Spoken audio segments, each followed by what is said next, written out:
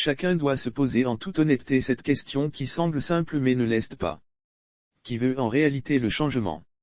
En toute objectivité vous comprendrez nos incongruités.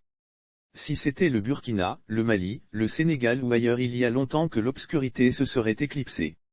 Ce ne sont pas les occasions qui ont pourtant manqué. N'ayons pas peur des vraies questions. Nous aimons couvrir les gravités et banaliser les tragédies. Prenons chaque compartiment de ce pays. Qui veut réellement le changement? Prenons 10 familles. Combien de familles ne sont pas liées à la dictature de gré ou de force? Par amitié, par mariage, par ésotérisme, par la religion, par la politique et d'autres accointances. Il y en a, mais très peu. Après 54 ans, ce système a incrusté toutes les couches et nous a enlevé l'amour du pays. Se contenter d'un petit privilège, d'un travail, d'un petit chez et la vie est belle. Notre credo. Résultat des courses, engagement à minima, engagement sur la base des émotions, des amitiés, des accointances quitte à s'assire sur les principes basiques. Nous ne sommes que 8 millions. Posons-nous les vraies questions. Nous aurons des ennemis mais demain même s'ils ne nous donnent pas raison ils sauront que nous avons su interroger très honnêtement nos consciences. Prenons quelques corps de métier, combien veulent le changement? La fonction publique où les gens se savent n'être là que par militantisme ou leur appartenance à une partie du pays, par piston et non forcément par mérite. Les enseignants sont un exemple patent. Quels intérêts des gens qui se savent ne pas être à leur place ont à vouloir le changement quand on sait que la démocratie a une exigence de mérite? Les avocats. Sur 10, combien sont indépendants et sans attache avec le régime? Ceux qui ont pignon sur rue sont au service de la tyrannie, gérant patrimoines immobiliers et princiers et son Crésus.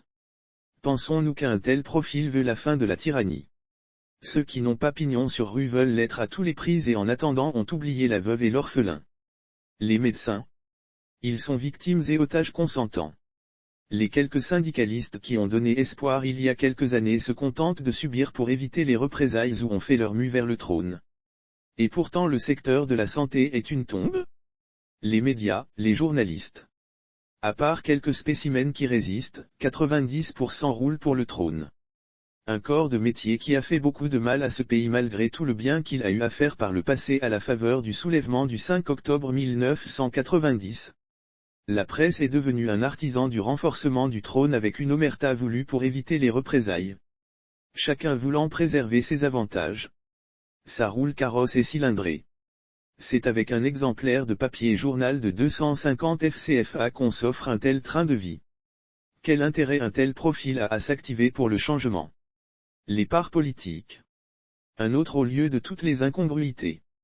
Ce n'est pas la corruption dont ils sont taxés souvent à raison qui estomaque mais cette absence totale de responsabilité et de compassion pour le pays ainsi que le refus d'une remise en question des trajectoires fiasco sans oublier les relations séculaires entre eux et le régime qui les ont fragilisés et décrédibilisés au fil des ans.